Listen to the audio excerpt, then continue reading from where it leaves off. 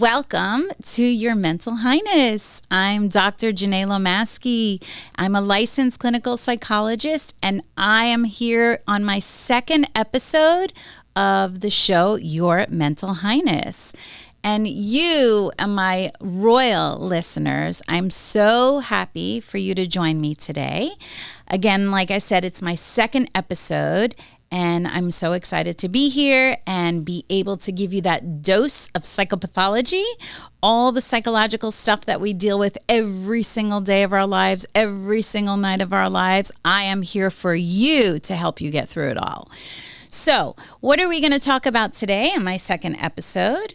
Well, my royal listeners, I want to share with you the topics, the most common topics that actually came across this week in my therapy sessions.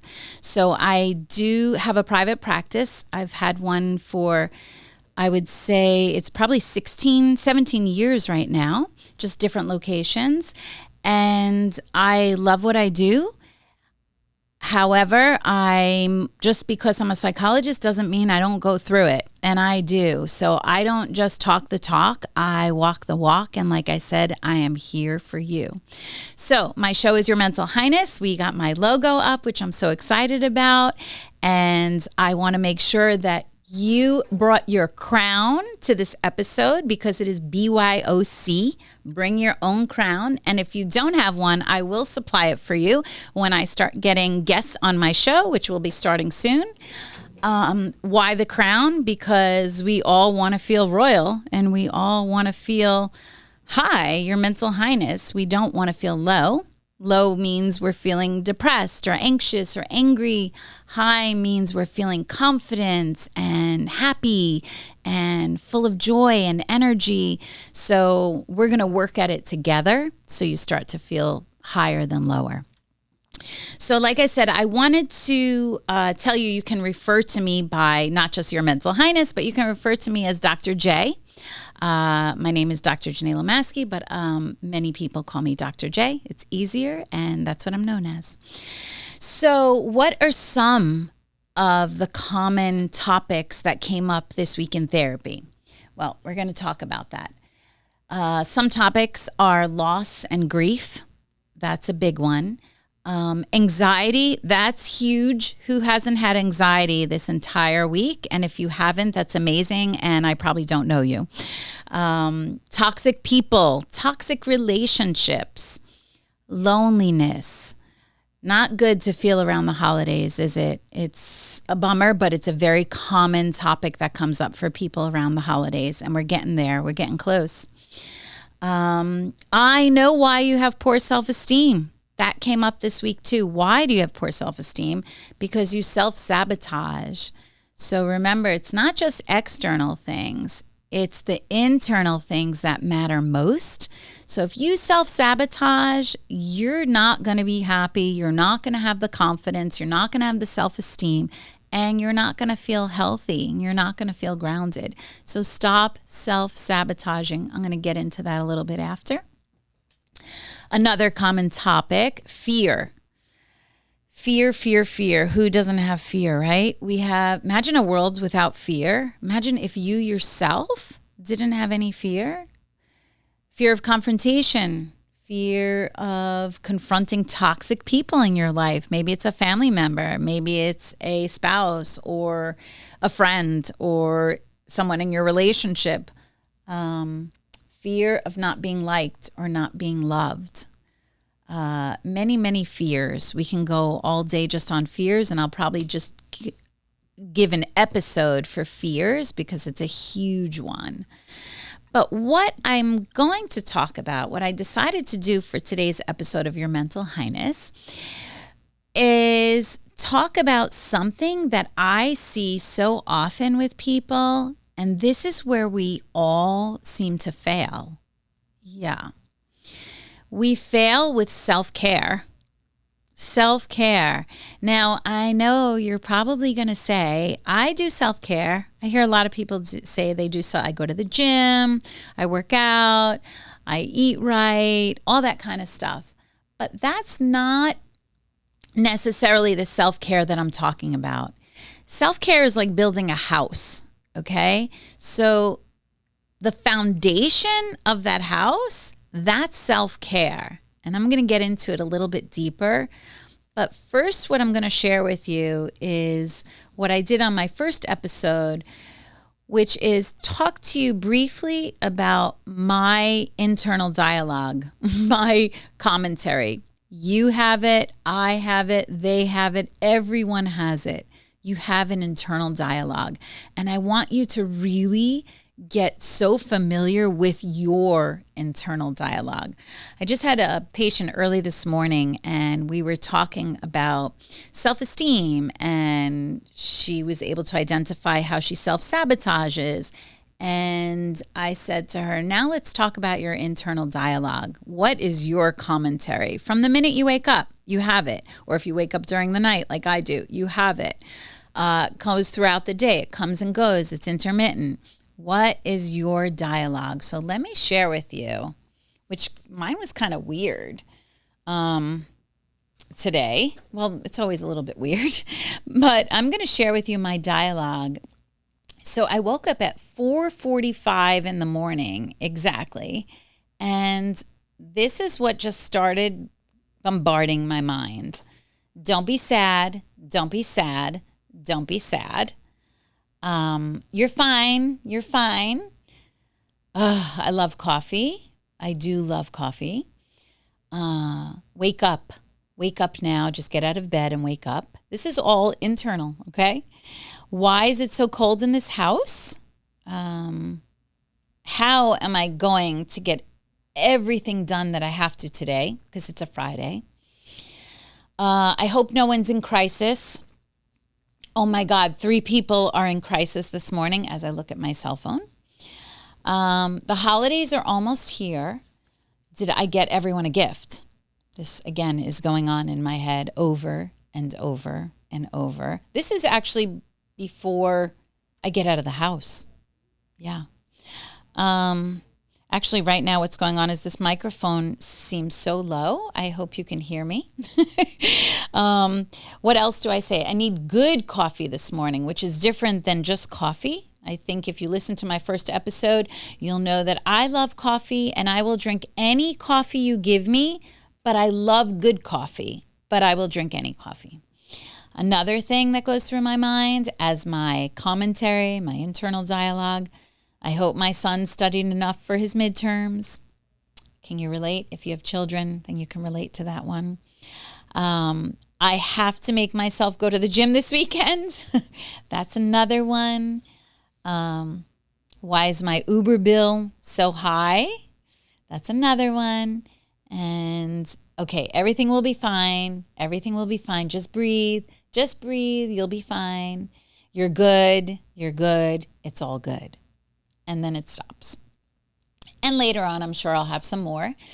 I want you to take notice of what your internal dialogue is. What is your commentary? Because it is dictating how you feel, how you behave, how you perceive things. So be very, very mindful about what your internal dialogue is. It's a really big deal. And like I said before, I mentioned a bunch of topics that were like this week's sessions for me. The loss and the grief and the anxiety, the loneliness and the fears. However, what I want to really get back to is the self-esteem and our lack of self-care. And those are like cousins. Maybe they're actually like siblings. So it really is a common thread that people lack self-care. And many people believe that self-care, again, is physical fitness, and it is in some way. Exercise, getting your hair done, getting your lashes done, which I just started doing since I started my podcast, which is very exciting. It's an investment, though. It really is an investment. So whatever yours is, as long as it's benefiting you in some way, it makes you feel good, it makes you feel happy, that's all good. But that still is not real self-care. what is self-care? So I'm going to tell you what self-care is. I want you to think of self-care as like a regular maintenance of your mind. Like, when you bring your car in, we all have to bring our car in, otherwise it will not run. Whether it's oil change or the fluids changing, whatever it is, you have to do it. Otherwise your car is not getting you anywhere. So think about self-care of the mind. Are you nurturing your thoughts, your feelings, your emotions? I know when I don't do it, I am a hot mess. And when I do it, I am less of a hot mess. So if you want to be less of a hot mess, well, then come join me and let's do some more self-care together. I'm hoping you hear me on this microphone because it seems to be dropping. So I don't want to get distracted by it, but I'm hoping you can hear me well today. So I took some notes because I do go off on tangents. I do get distracted. I've always thought I've had OCD, obsessive compulsive, not disorder, but obsessive compulsive behaviors. But I believe it's also ADD. Like, we all are on this continuum, right? It's a line, let's say, of psychopathology. We all have a little anxiety, a little depression, a little OCD, a little ADD. It's just where you are on the line. You hope you're on the mild part. You don't want to be moderate or severe, but sometimes it fluctuates and we go up and down. But I'm here to hopefully share with you some strategies and life skills and techniques and secrets where you can actually get benefits and not be so far on the continuum of anxiety or trauma or depression or anger. And everything that I'm going to talk with you about, or just about everything, no, I would say everything, I've probably done myself. Like I said, I really, really try to commit to practicing what I preach. And one of the things I use a lot is humor. You have to laugh, okay? You have to find things to laugh about, and you have to make yourself laugh. And if you're not surrounded by people that are making you laugh or that can appreciate your sense of humor, then you're not around the right people. Okay, so I'm going to get back to self-care. Like I say, it's, it is a little bit intertwined with your physical care, but really self-care is about, are you nurturing your mind, your thoughts, your emotions, your mental health? And hopefully today you're in mental health, not mental hell. I kind of ask my patients when they come in, is today mental hell or mental health? And I know exactly where we're going to start once they answer. So I hope you're in mental health, but if you're in mental hell, come and join me, your Mental Highness, and we're going to work it out. And hopefully by the end of my show, you're going to feel mentally healthy, or healthier at least. So again, it's about nurturing your thoughts and your feelings and just your overall mental state. It's super important. So why is it crucial? I came up with another little analogy. I'm so visual that I like to see things. That helps me with things being effective. So I'm going to share with you that self-care is like if your mind was a garden, okay? And you know how gardens, they need like fertilization and water for the plants or the flowers to grow, right? Healthy. So if you don't properly nurture or fertilize your mind, then you're going to get a big growth of weeds of anxiety, depression, trauma, panic, anxiety, all that stuff. So that's why it's so important, self-care. Yep, I'm going to drill it until you really understand what self-care is. Because I find that when I talk about it, sometimes people just kind of skirt over it. So true psychological self-care is about cultivating resilience. I'm going to take some water because I just got parched. So I'm going to take a sip. part of my self-care. 2 sips, even better self-care. You know what? Years ago, I would like actually suffer and not take the water because I didn't have good self-care at all. And I want you to rate your self-care 0 to 10. 0, terrible self-care. 10, the best self-care. What number would you put on it for yourself? I want you to think about that. And you're waiting to hear more about self-care, which I'm going to tell you.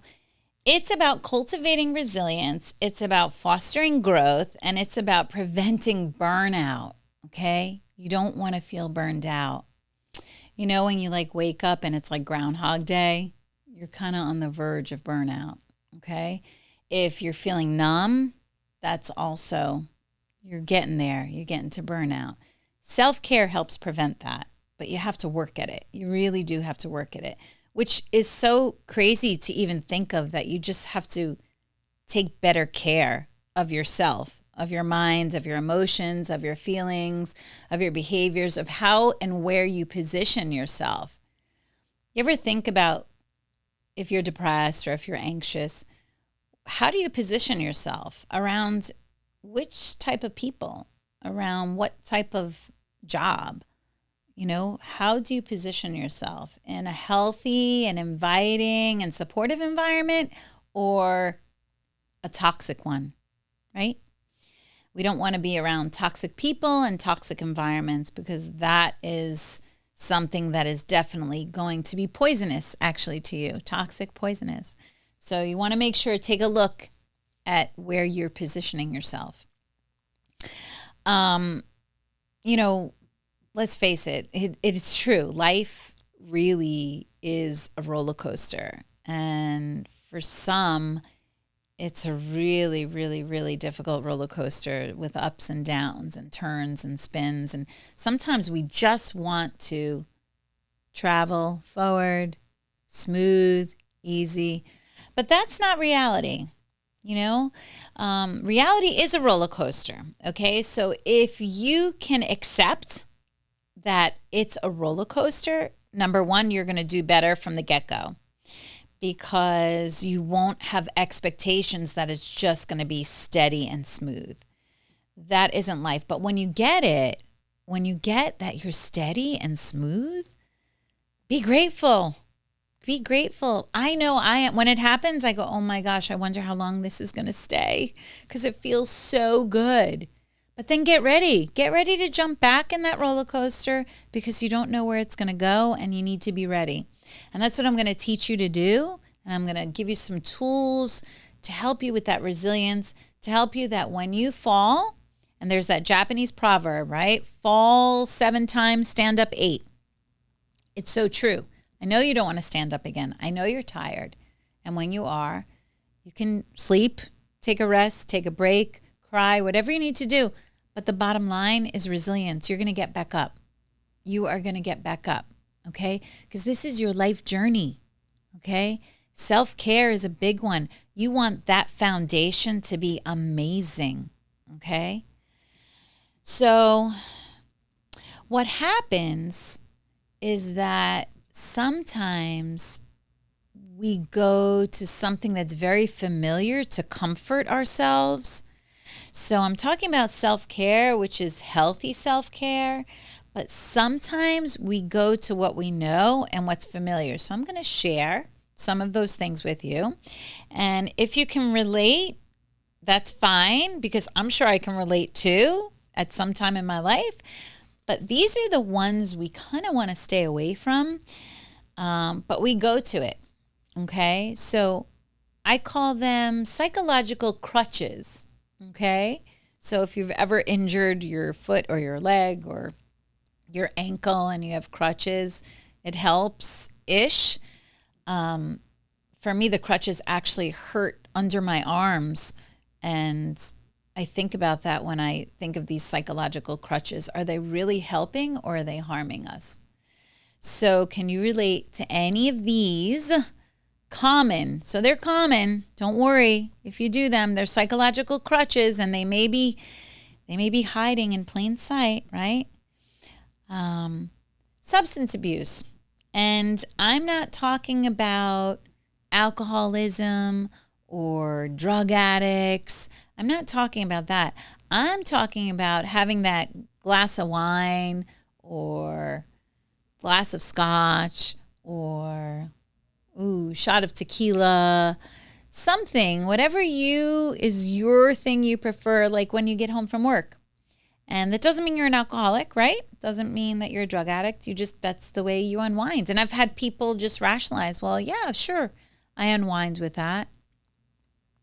Well, that, and how about those of us that eat certain comfort foods? I love the way we use the word comfort. Comfort foods, very psychological. It's comforting. And I'm not saying not to do this, but I'm saying be aware of it. Make sure this is not your go-to, that you do it day in and day out. Once in a while, we all do it, right? But we don't want that to be the way we do self-care. Comfort foods. Mine, I'll tell you what mine are. Potato chips, any type of potato chip. I do not discriminate. I like sour cream and onion. I like salt and vinegar. Those are my favorite chips, but I'll go for any chip. I just love potato chips. I also like chocolate, but I don't do well with sugar. So the chocolate is not the best for me. But if I'm going to have chocolate, it's going to be dark chocolate. Why? Because it's healthier for you. So today I'm definitely like parched because I'm just coughing up a storm. So I'm going to take some more water.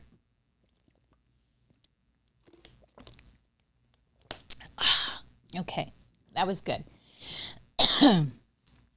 I think it's because I talk all day, every day.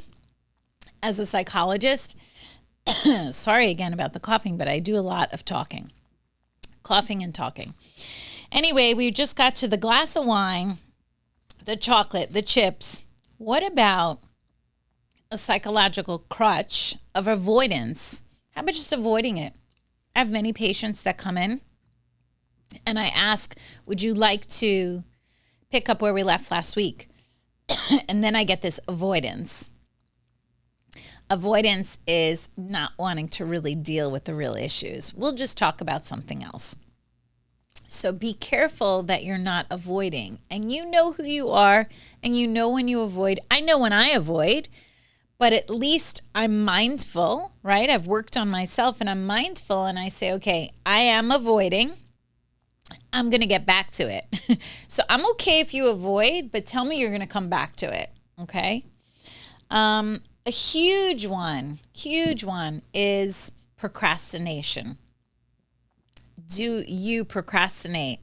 That is a psychological crutch, okay? We're doing anything to not feel the pain. We're doing anything to not feel stressed or anxious. Avoidance, procrastination, we put it on a list and it's at the bottom of the list. We're procrastinating. We'll do it tomorrow, or we'll do it next week, or we'll do it in a month, or we'll do it in the new year. That's a big one. I'll just do it in the new year. Well, that list of New Year resolutions has grown and grown and grown. And it's okay. Just be aware of it. Just make sure that you're aware and that you come back to it and you confront yourself, because it's good to confront yourself. That's part of self-care, getting real with yourself. So we have the wine to unwind, or the scotch or the tequila. We have avoidance. We have procrastination. These are all under psychological crutches. It's like, have you ever played the game at these carnivals? It's whack-a-hole. You have this like big, I don't know, thing like bat, and you hit these little creatures. It's called like whack-a-mole. I don't know. Anyway, that's like what we do sometimes with when one topic comes up, we push it down, but then another one comes up. Can you relate to that? So we want to make sure to stop doing that. because that's not going to help in your self-care journey. It's just going to make other things pop up. And then you're in that merry-go-round or in that game, whack-a-mole, right? Where it pops up. Put one down, another one comes up. Put one down, another one comes up. So we're going to try to avoid that. Why? Because it's exhausting. It's so tiring. It's emotionally draining. It's so, so draining. So another one that we do that's another psychological crutch, this is all leading to self-care, I promise you, is our tendency to lean on others. Now, of course, it's okay to lean on others for something, for a moment, for venting, for an emotional release, but to depend on others for it, that's just a crutch. And again, it comes back to who? You. You, my royal listeners, right? So put on your crown, okay, and feel your own royalty and your own highness, all right? And this is the time you're going to really take a good inventory of yourself, okay? Before we do that, aside from leaning on others, I want to get to that is an unhealthy reliance that you don't want. And I want you to be able to understand if you are leaning, because you may be thinking, am I leaning on someone too much? Well, if you can't make a decision without asking your best friend or, your parents or a family member or a colleague, then you are relying on them too much, because you want to build that up within yourself. You want to be the one that feels secure enough to make a decision. And if it's wrong or it doesn't work out, so what?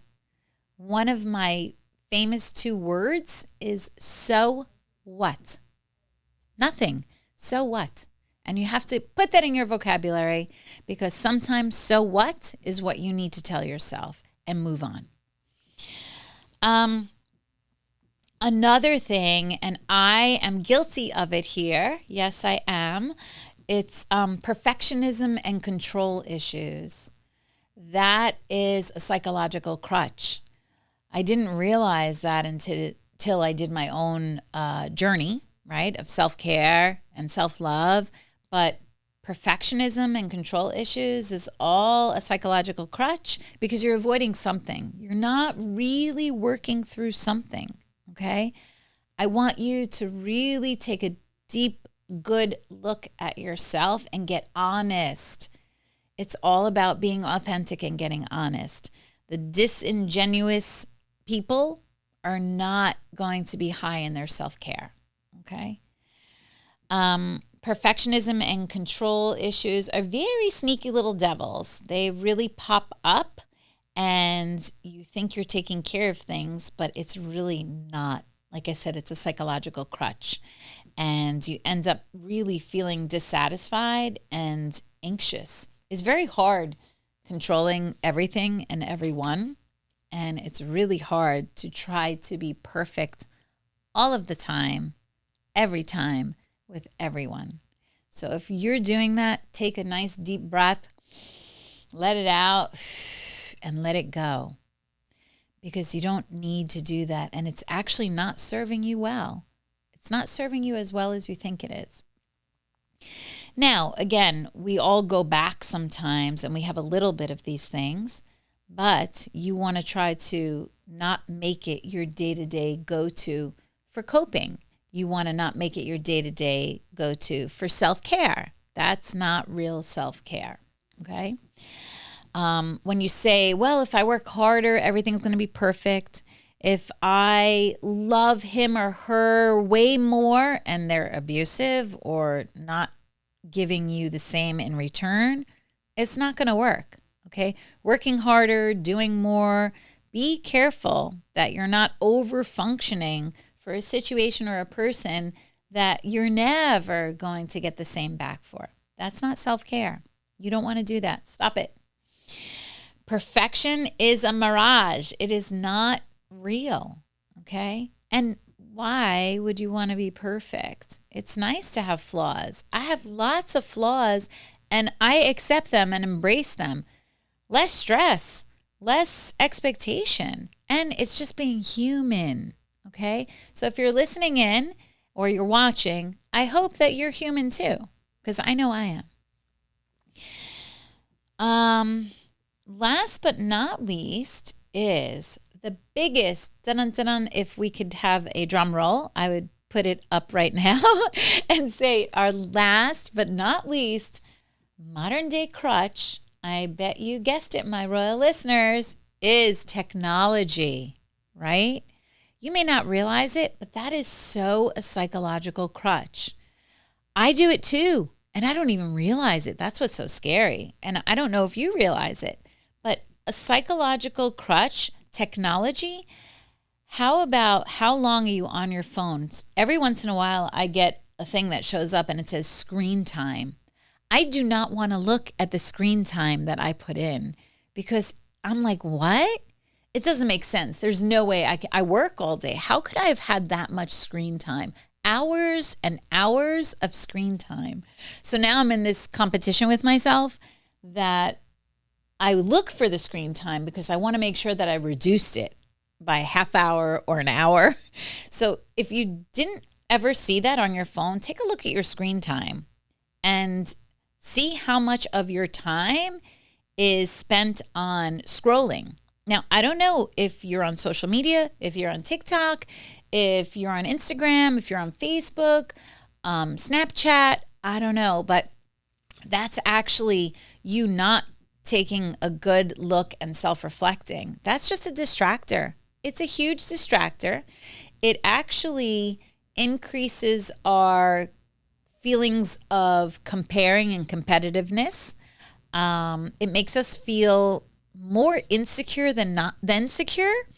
Scrolling and looking at reels is not about self-reflection at all. It's a distraction, okay? I'm guilty of it too, but I'm mindful and I work at it to make sure that I don't use that as a coping skill. The best way to work on self-care is self-reflection, is looking in the mirror, literally looking in the mirror and asking yourself where you are, what you're feeling, how you're doing. Are you in a good place? Are you in a bad place? Are you in mental health or are you in mental hell? That is really the start of self-care. Some good self-reflection, taking self-inventory. That is what it's about. That's where we start. It's about taking a pause, especially when you're stressed out. It's about slowing it down. It's about pacing yourself. That's self-care. Asking yourself, great question. How am I really feeling right now? What am I trying to avoid?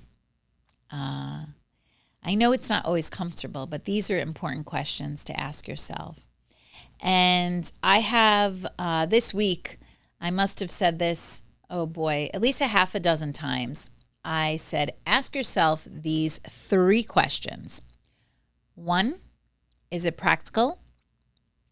2, is it useful? And 3, is it healthy? And if you can answer no to any one of them, then you need to either stop what you're doing, stop who you're seeing, whatever it is, stop. Because once you answer no, it's not serving you well. It's not good for you, and it's not improving or increasing your self-care. That's not self-care. Self-care is where it all starts. You have good self-care, you'll have good self-esteem. You have good self-care, you'll have good confidence. Is it easy? No, absolutely not. Otherwise, I wouldn't be in business. Otherwise, I wouldn't have such a great business. Otherwise, I probably wouldn't be human myself. We have to work at it, okay? And I'm here to help you work on it and share ways to cope that are better than the wine or the tequila or procrastinating or avoiding and all the other stuff I said. So I want you to start paying attention to patterns in your own life, behaviors in your own life. Again, really hone in on it. Take a good look at what you do and how you do it and how often you're doing it. And that's going to really direct you on what type of self-care you provide for yourself or not, right? Ask yourself, what's the real problem? Do you feel awkward in social situations? Do you find yourself working late to avoid going home to maybe some tense relationships? I mean, we do these things and we don't pay attention to why we're doing it, but there's a reason, okay? Even if it's subtle, these are definitely indicative of what's happening and what you're feeling in your life. And if you want to build up your self-care, well, then you need to take a good look at them. I can't say it enough, and I probably won't. I'll just keep on saying it over and over until you hear it, because it is really important. And I do care, and I do want you to feel better, and I do want you to have better mental health, and I want you to feel the joy and the happiness that you so deserve. I want you to feel your mental highness, okay? I want you to feel so good about yourself. I want you to feel your own light. I want you to feel your own energy on such a high level that you feel high. And again, it starts with, and you must maintain a good level of self-care. So the language, remember when I started today, I talked about my commentary, my internal dialogue. What do you say to yourself?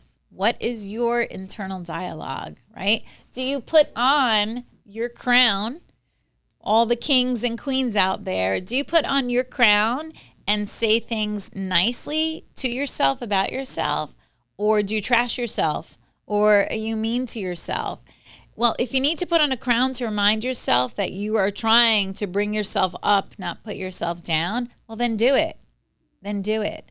I know it feels good for me when I wear a crown, and I don't do it often, but when I put it on, I do feel a difference, and it makes me feel happy, and it's fun, and that's how we want to feel, and that's what we want to be.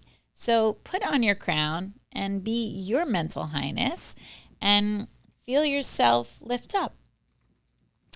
Let's talk a minute again about your inner self, and know that it definitely takes time and it takes practice. This is not going to happen overnight. I know. And we want immediate gratification, don't we? And we don't stick to things if it doesn't work. So I hope you stick with me, because I'm telling you, I've done these things and I've improved my entire mental health and well-being because of the things I'm telling you to do that I've done myself. So this is your journey to improve your mental health and your whole being, and doing versus not doing anything, or doing things that are just crutches, is not the way to go. So it's better to do than not to. Like I always say, it's also better out than in. I always go off on tangents. It's better out than in. So journaling is a great way to improve your self-care. Get out all the negativity, get out all of the rumination, get out whatever you need to get out, and write it. Even better than typing it, write it and release it, because that's certain things just don't need to be within you. Again, if they're not making you happy, if it's a thought, if it's a feeling, write it out. Just get rid of it. So journaling is a big one as well. What about late night snacking? I know that just kind of came out of left field, but what about late night snacking? Is that self-care or is that a crutch? Well, I think we talked about that earlier, but that is definitely a crutch. So what are we really feeding? Are we feeding emptiness? Are we feeding loneliness? Yeah, we snack. We're not feeling fulfilled. We snack. So we want to fill ourselves with goodness, with good thoughts, with good feelings, with being around good people, good atmosphere with nature, right? Sometimes just get out of your office or get out of your home and look at some greenery. There's greenery in here, and I told them to, yes, please keep it in here because it grounds me. And actually, if you look at the greenery here, it actually grounds me. So if you can take a look right now at some greenery and feel better and feel grounded, then do it because that is going to be helpful. Also, laughter. What about laughing? Laughter is my biggest coping strategy. I laugh as often as I can. I make jokes in therapy, and I know it's therapy and it is serious, but we can't always be serious. We don't want to break. We don't want to snap. You have to find things that make you laugh. If you can wake up in the morning and look up a joke, or if someone told you one and replay it, then I want you to do it. Self-care is so important. It's about nurturing your mind, your feelings, your behaviors. Are they good or are they not so good? Are they good or are they bad? Self-care has to be your first thing, how you wake up in the morning and how you go to sleep at night. So when you wake up, what's your practice? How are you doing self-care when you wake up? For me, I do breathing. I breathe, one hand's on my stomach, one hand on my chest from the diaphragm. I inhale with my nose. I blow my belly out like a balloon. And I release with my mouth. My belly comes back in. And yeah, sometimes I get lightheaded, but it's good. It's a nice deep breath from my diaphragm. And it slows things down and it helps to create a relaxation response and it makes me feel better. So I'd like you to maybe do something like that. Or if you're a meditator, meditate. Or if you have an intention, set a good intention for the day. This day is going to be filled with love and light. This day is going to be productive for me. This day, I'm going to feel successful and be successful. Those are intentions. And the same thing you do at night. I unwind, I come home from work, I light some candles, I put on my fuzzy robe. I don't put on my crown, but if I get a nice soft crown, maybe I will put it on. I don't know. Whatever is good for me, I'm going to do. And I want you to do whatever is good for you. I'm hoping that this can be your royal dose of empowerment. That you, if you're not feeling good, if you're feeling shitty, if you're feeling crappy, if you're feeling totally effed up, that you will feel less of that, knowing that you're going to start taking better self-care. Knowing that it's not just about lashes or nails or buying yourself a watch or new shoes. It's about your mental. It's about your thoughts. It's about your feelings. You really have to do it on a daily basis to feel the difference, to know that you can and you will feel better. So, on that note, I am going to end the show by thanking you for listening in today, knowing that I gave you my commentary. I'm sure you have your own commentary, your internal dialogue. Know that you don't want to use psychological crutches, that you want to do self-care, okay? You have to reflect. You have to really take notice. You really have to know, what are my thoughts? What are my feelings? What are my behaviors? What are my decisions? And where are you positioning yourself? I want to thank all my royal listeners for watching or listening into my show. I am so excited to be doing this show, and I'm so excited for my next episode and episodes to follow. I will be having guests from patients to people I may meet on the street to psychologists, psychiatrists, lawyers. I have a lot of different people who have expertise in different areas, that everything we do in life is psychological. So you're going to meet them all, and I am so excited. And if you like this show, which I hope you do, Your Mental Highness, please give me a 5-star review. You can watch it on Spotify, Apple Podcast, Amazon, iHeart, whatever platform you choose to watch it on. I hope you listen in and you watch my show. And again, I'm Dr. Janae Lomaski, better known as Dr. J, and this is your Mental Highness, and I will see you again next time. Look forward to being with you.